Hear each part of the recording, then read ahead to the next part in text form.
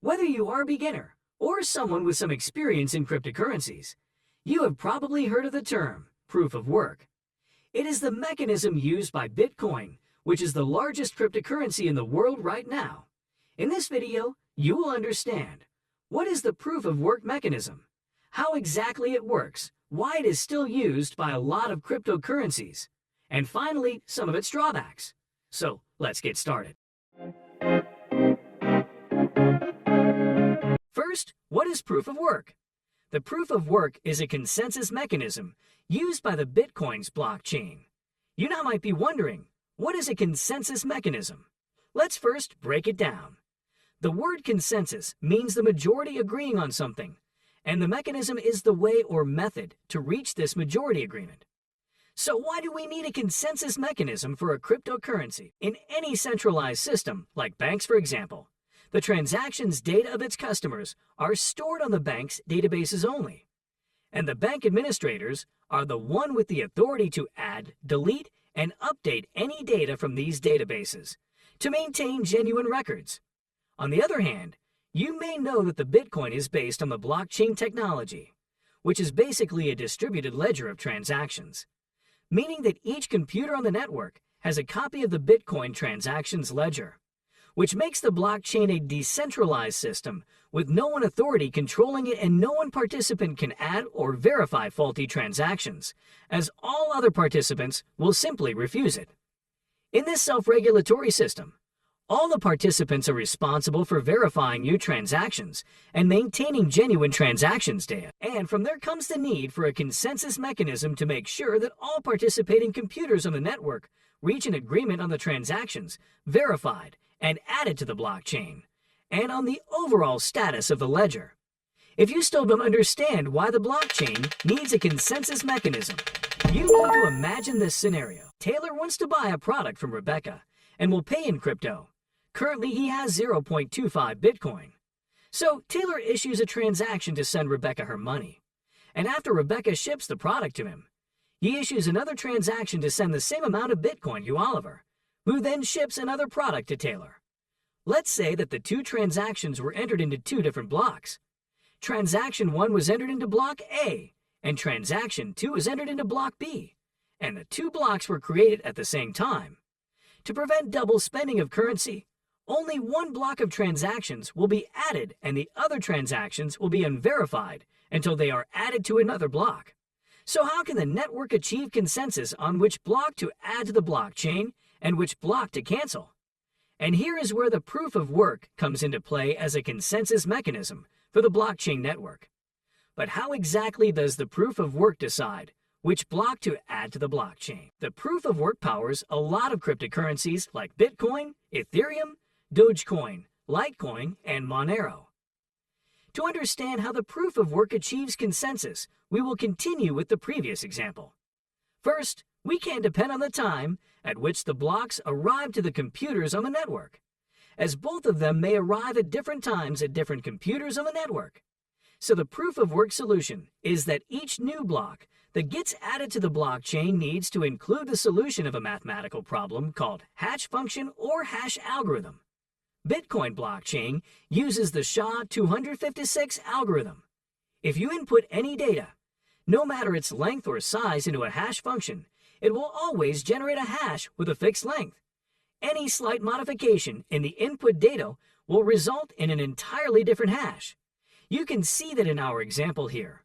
No matter the length of the words, it will always generate a hash with a fixed length, and any modification will change the hash. The computers on the blockchain network need to input the following data into the hash algorithm. First, the hash of the previous block, all transactions data, and finally a random guess number called the nonce. And then they generate the hash of the new block. This hash needs to meet certain requirements. Typically, it needs to be below the target hash. If it is below the target hash, the block is accepted and added to the blockchain. If it doesn't meet the requirements, the computers need to try again with a different nonce many times until they get a correct hash. So returning to our example, let's say that the computers on the network solve the hash of block B first. This block will then be confirmed and added to the blockchain. The first computer who solves the hash of a block broadcasts his solution to the network. After that, this computer gets rewarded by Bitcoin and adds his block of transactions to the blockchain. This process is called mining, which is how new Bitcoins are issued to the market. On the other hand, the transactions of block A go back to the pool of unverified transactions and will be added to another block later. In this case, Oliver will get his money, and when the network try to verify the transaction again for Rebecca, it will fail as Taylor has already spent his money. You now might be wondering, what will happen if two blocks got solved at the same time? Although it is pretty rare to happen due to the difficulty of the target hash. But theoretically, it can happen. Different computers may receive the two blocks at different times, which makes block A the last block for some computers, and block B the last block for the other computers. Then the race for the next block solving starts again, with each computer building on the block they first received as the last block in the blockchain. After a while, a computer on the network will solve the next block, which we call block N, and this computer will broadcast it to other computers on the network. When they receive the new solved block, they add it to their blockchain and continue building on it, as it is the longest chain, and the network always switches to the longest chain. After that, any transactions in the shorter chain will be canceled and moved back to the pool of unverified transactions, which makes the end of the blockchain the most vulnerable part for attacks by hackers. Let's see this example. If Rebecca sold another product to another fraudster named James, Rebecca learned from her mistake this time, and she waits for the transaction to get confirmed before shipping the product. However, if James succeeded alone in generating another longer branch of the blockchain in which he sends the money to himself, the computers will always switch to the longer blockchain, and Rebecca's money will be gone again.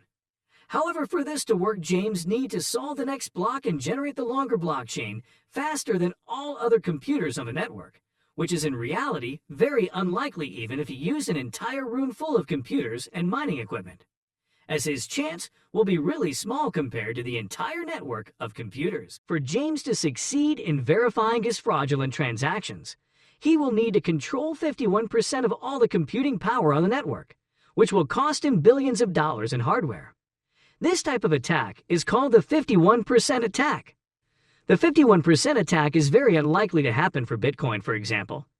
However, some smaller cryptocurrencies like Bitcoin Gold were attacked with it back in 2018, where the attackers succeeded in stealing more than $18 million. So it is usually recommended to wait for 6 blocks confirmations before considering any crypto payment final to avoid the cancellation of the transaction in the future, as older transactions are more secure than newer ones in the blockchain. Now we are going to talk about the advantages of using the proof of work as a consensus mechanism. The most obvious feature of the proof of work is its security, as it is very hard to validate fraudulent transactions on the blockchain, as the hackers will need to take control over 51% of the network, which makes it very resilient to attacks. Another advantage of the proof of work is that anyone can start validating transactions and earn money doing so.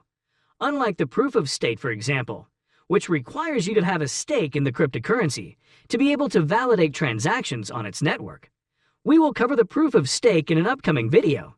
Subscribe to our channel so you don't miss it. When it comes to the problems of the proof of work, we have the biggest problem here, which the power and electricity needed for it to work.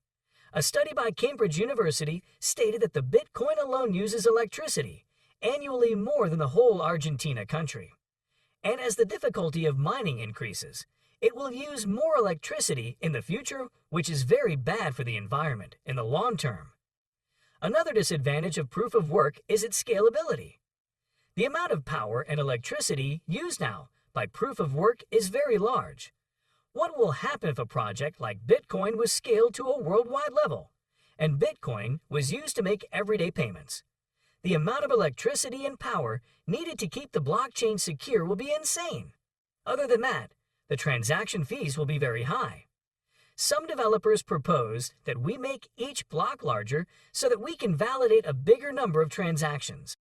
At the end of this video, we hope that you learned what you need to know about the proof of work mechanism.